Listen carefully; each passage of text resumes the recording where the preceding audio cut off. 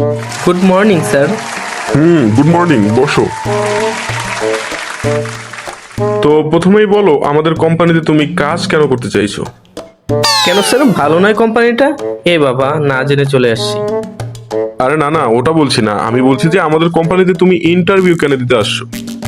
ও আচ্ছা আচ্ছা, এখানে আমার ইন্টারভিউ দেওয়ার কারণ হচ্ছে আমার অনেক স্বপ্ন ছিল বড় একটা কোম্পানিতে জব করব, অনেক বড়।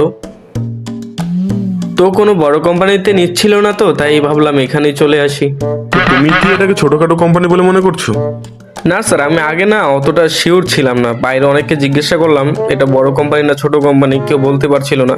তো আমি একটা ডাউটে ছিলাম, তো আপনাকে যখন আবার স্কুটি নিয়ে ঢুকতে দেখলাম না, তো তখন আর কি শিওর হয়ে গেলাম। আচ্ছা, তো বলো তোমার কত বছরের এক্সপিরিয়েন্স? এক্সপিরিয়েন্স 2 বছরে লিখে নিন, ভালো না লাগলে পরে চেঞ্জ করে নিব। আর ধর, এর আগে কত বছরের এক্সপিরিয়েন্স ছিল তোমার? ও এর আগে আগে 0 বছর স্যার, কোনো এক্সপিরিয়েন্স নাই। আরে আপনি এভাবে তাকিয়েছেন কেন? একটু সিরিয়াসলি ভাবে ইন্টারভিউ নেন না।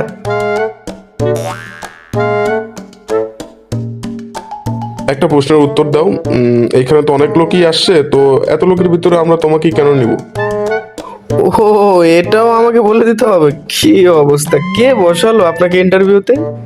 আরে এটাই তো আপনার কাজ। তুমি যে আমার সাথে এভাবে কথা বলছো, তুমি কি জানো আমি কোম্পানির কোন পজিশনে আছি? ও এটাও আপনাকে কোম্পানি থেকে বলা হয়নি? কি অবস্থা কোম্পানির, না? তোমাকে একটা স্পষ্ট কথা বলে দিই প্রথমেই, তোমাকে একটা এগ্রিমেন্টে সাইন করতে হবে। এখানে কাজ করতে হলে অবশ্যই তোমাকে 2 বছর কাজ করতেই হবে। এর আগে কিছুতেই ছাড়া যাবে না, মিনিমাম 2 বছর। 2 বছর? স্যার একটা রিকোয়েস্ট আছে। না না না, টাইম কমানো যাবে না, 2 বছর, 2 বছরই।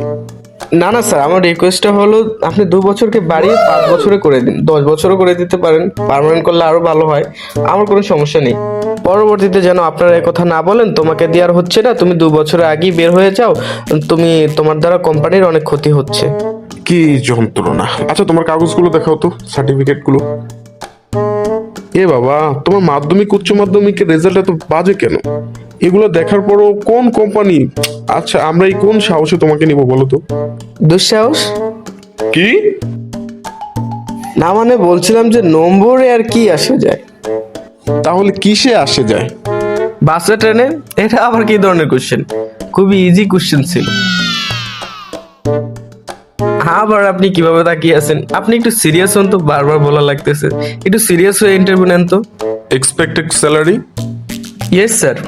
আরে ইয়েস স্যার কি? কত স্যালারি এক্সপেক্ট করছো? স্টার্টিং এ ওরকম এক্সপেকটেশন নেই, 60,000 দিলেই হবে। আচ্ছা ঠিক আছে, মানে তুমি 60,000-এ রাজি তো? একদম, তবে কষ্ট হবে, মাসে 60,000 টাকা, তবু আমি মানিয়ে নিব। আরে মাসে না, বছরের কথা বলেছি। মাসে তো আমি 60,000 টাকা পাই না।